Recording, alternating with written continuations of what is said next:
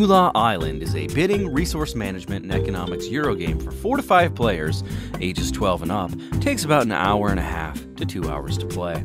The goal of the game is to win the Celebrity Cup 3 rounds in a row. To win the Celebrity Cup, you must have the most luxury items. To get the most luxury items, you must buy them or make them through the use of your tools, fields, food, or in trade for the currency of the island. The game comes with 2 player mats that are assembled as shown. The contents of the box, including the food, luxury items, moolah currency, farmer cards, and artisan cards, are laid out as shown. Each player starts with 15 food, 10 fields, and 50 moolah. At the beginning of the round, each player determines their role for the round, either artisan or farmer, and if they want to trade in tools for fields. The artisan and farmer cards are now flipped over. All players that chose the farmer role have the effects of the farmer card applied to them. Based on the number of fields and the farmer card, each player is awarded their food cards. The same now applies to the artisans, except for the artisans, they now have a choice of creating more tools, enabling them to have a higher efficiency in later rounds for creating luxury items, or they can create luxury items now, instead of creating a tool. Once all players have collected their food and luxury items, the economics phase now begins. The commodity tracker on the main part of the game board is used to track the last price point that a commodity sold at. At the beginning of the game, luxury items are speculated to start at 10, fields at 10, tools at 10, and food at 5. Starting from left, luxury items, and moving right, players trade their goods. Starting with the first player, a player may put their marker on the left of the column, and a price point to indicate they are selling a commodity at a certain price point.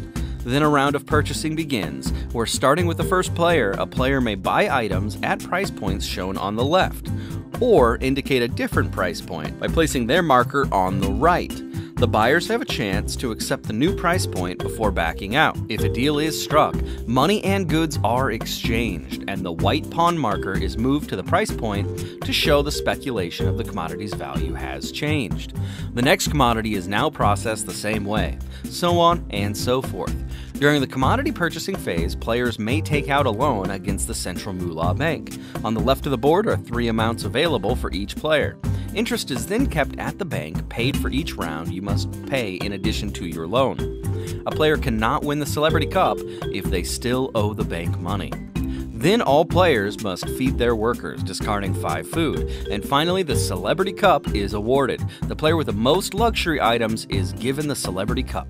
Their marker is placed atop the game board, and the round tracker is moved to the next space. This process is repeated over the course of several rounds as Celebrity Cup exchanges hands, until one player creates a more efficient model of creating and buying luxury items, and wins after having the Celebrity Cup for 3 rounds in a row. Now it's time on Gamers Remorse, so we're going to go ahead and review Moolah Island. Overall, this is a really fun game. As you can tell, we're dressed up as the corporate banker types, plane crashed onto an island, and we're working the land, making some deals, trading some money, getting some luxury items made out of bamboo and coconuts and whatever. Coconuts. So, there's that. Had to make sure it was still going. Yep. Anyway, Brian, tell me what you think about the look and feel. The look and feel of this game, I gave it 1.5 out of 2.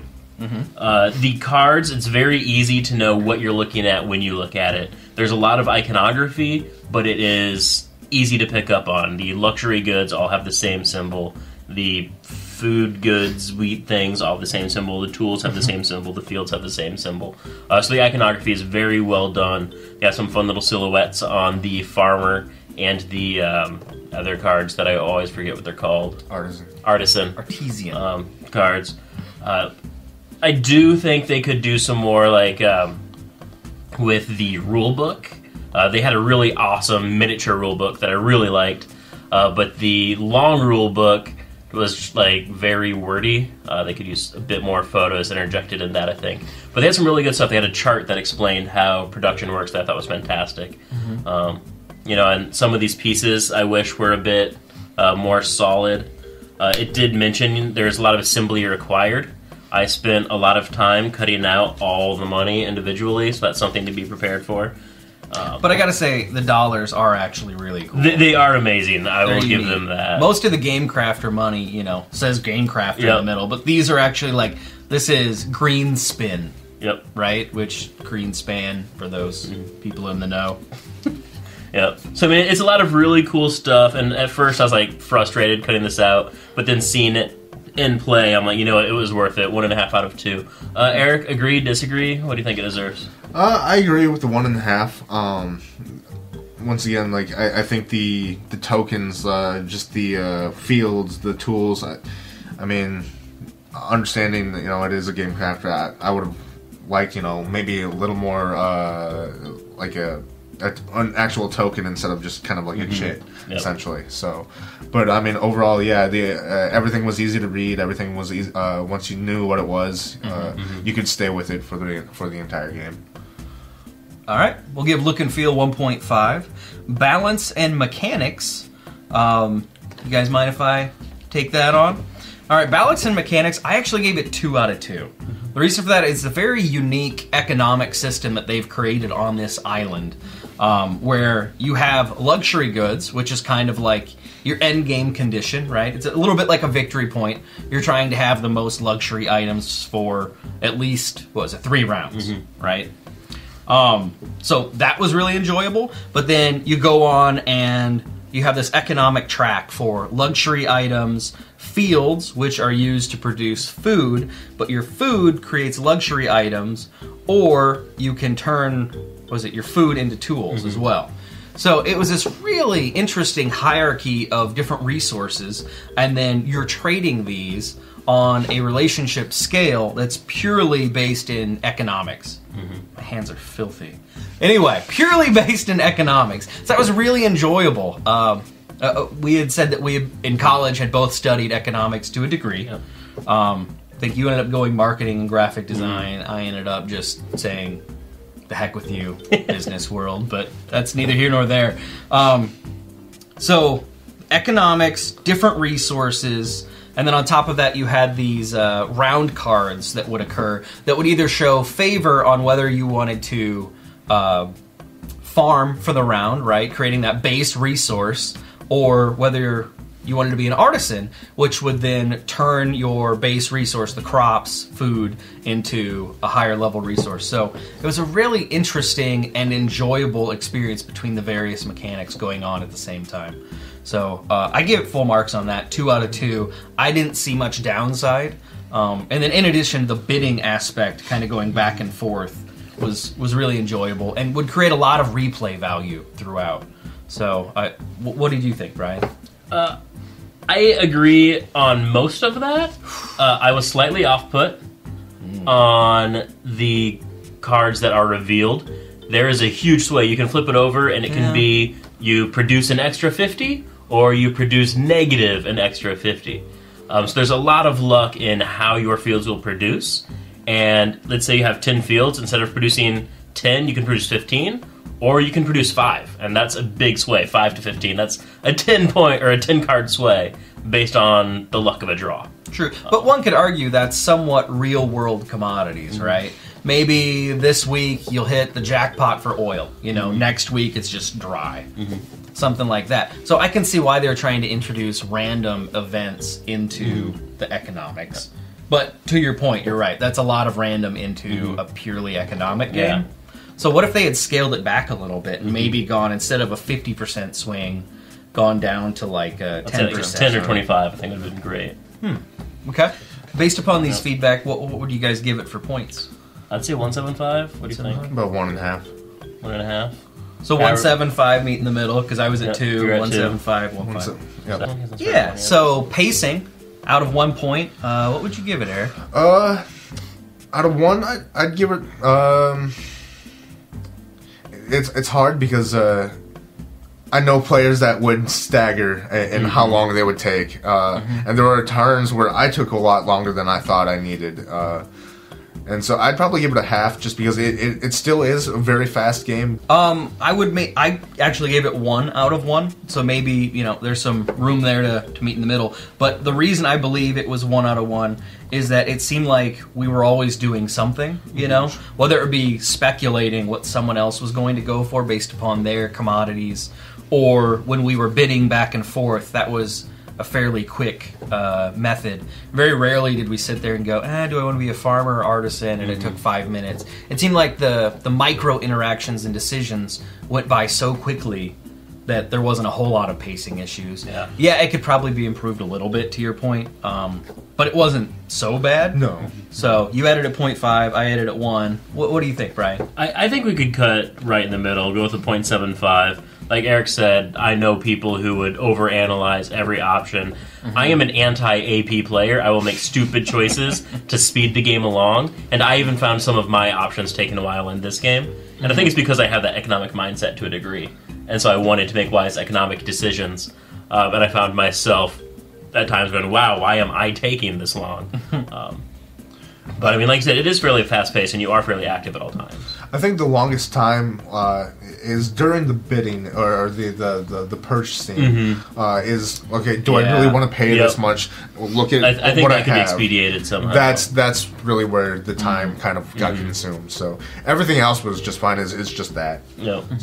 So would you guys be comfortable splitting that 0.75? 0.75, yeah. All right, for theme, what do you think, Brian? We went above and beyond for theme in that we rented a private jet and crashed it on a desert island to play this game, where we are shooting on location right now. Worth it.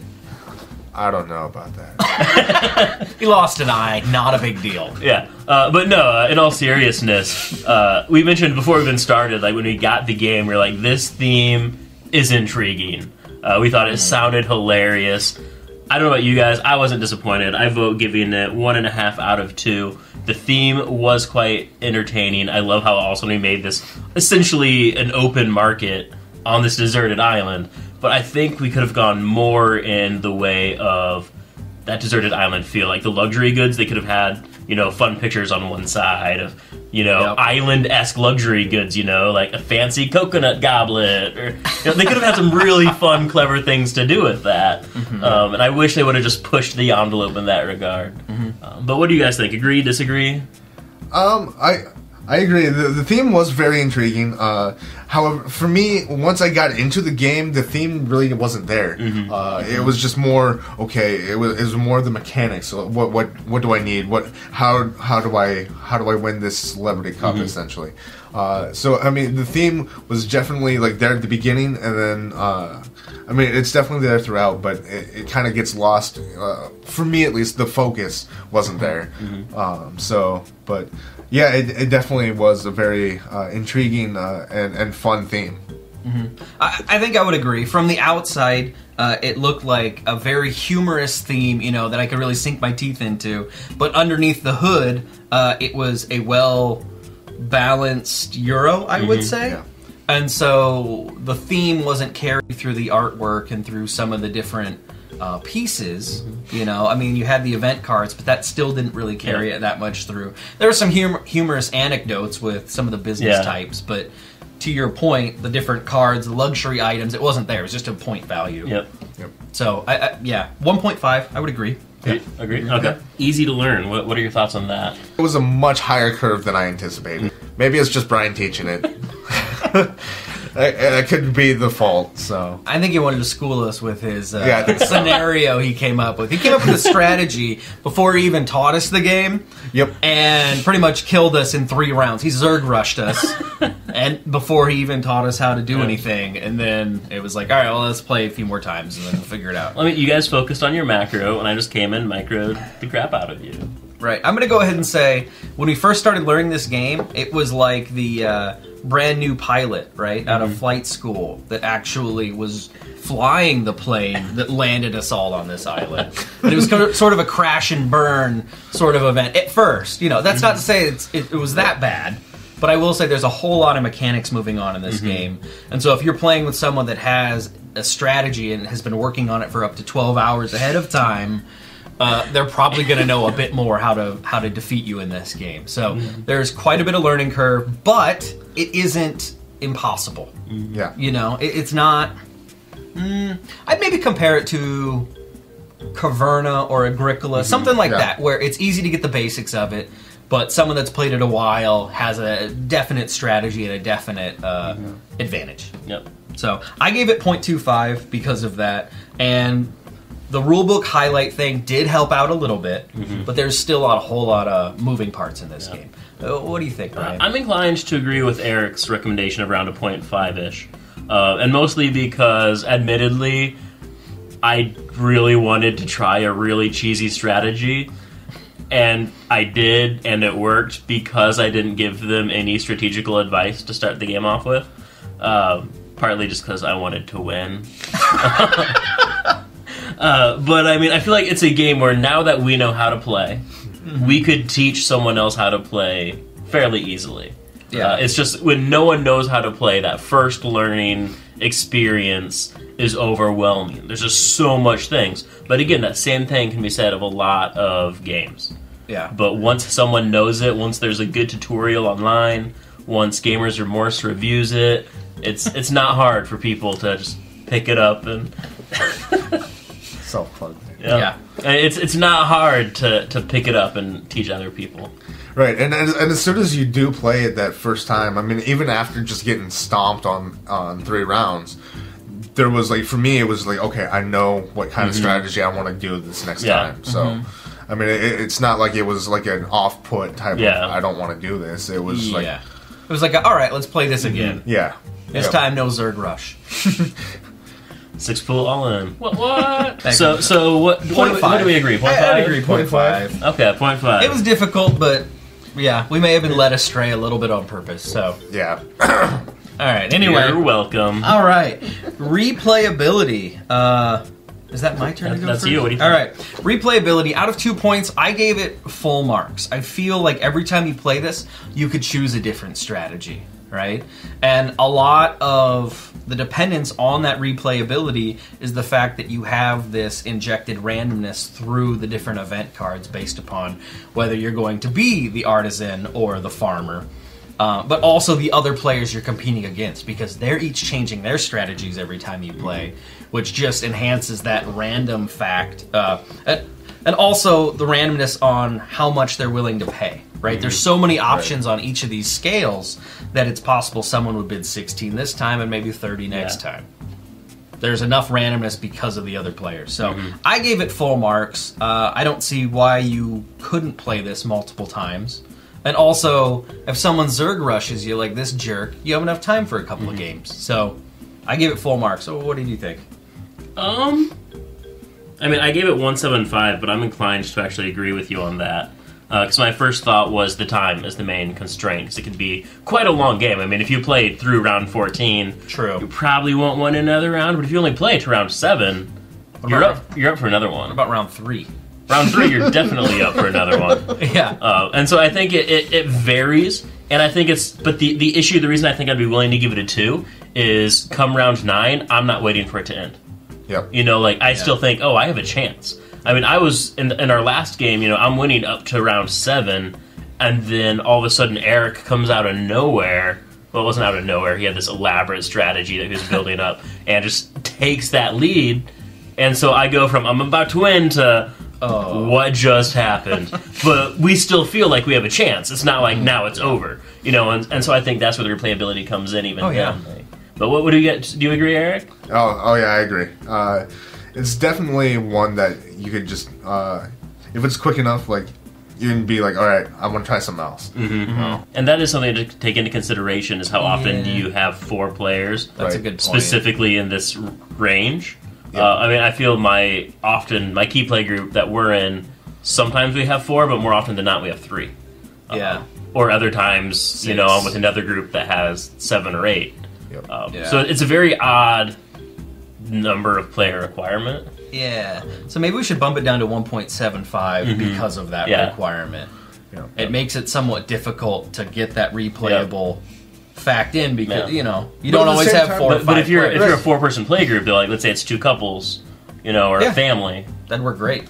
Right, but at the same time, I mean, we made it work really well. Yeah, with 3, it worked amazingly with 3 players. All right, so we give it a 7.75, but the question is it worth it? Sean, how much does this game go for? It's currently going for $38 on the Game Crafter. However, do note if you want to rent and crash a private jet, your costs will go up exponentially. It's true. It wasn't worth it. It was totally worth it. Anyway, this is worth $4.9 per star. Of course, the lower the Yep. points, the better, because you want to pay less money per star. Yeah. Long story. Anyway, 4.9 is pretty good. Yeah. Right? Arguably, this is in the price range of an on-sale game. An on-sale mainstream game. Like Five Tribes or Ticket to Ride or something like that at your family local game store. So that's pretty much on par, and this has a lot of replayability. Again, it is a funny-themed Euro that doesn't have theme throughout because, it's a Euro. Yep. But the mechanics are elegant and it's pretty well streamlined. Yeah. So, yeah. I would recommend it. I think we all recommend it, giving it a 7.75. So, Yeah, solid score. all right. Check it out at the Game Crafter. Thanks, guys. That was me dropping It's like the mic. 5 of 6 eyes.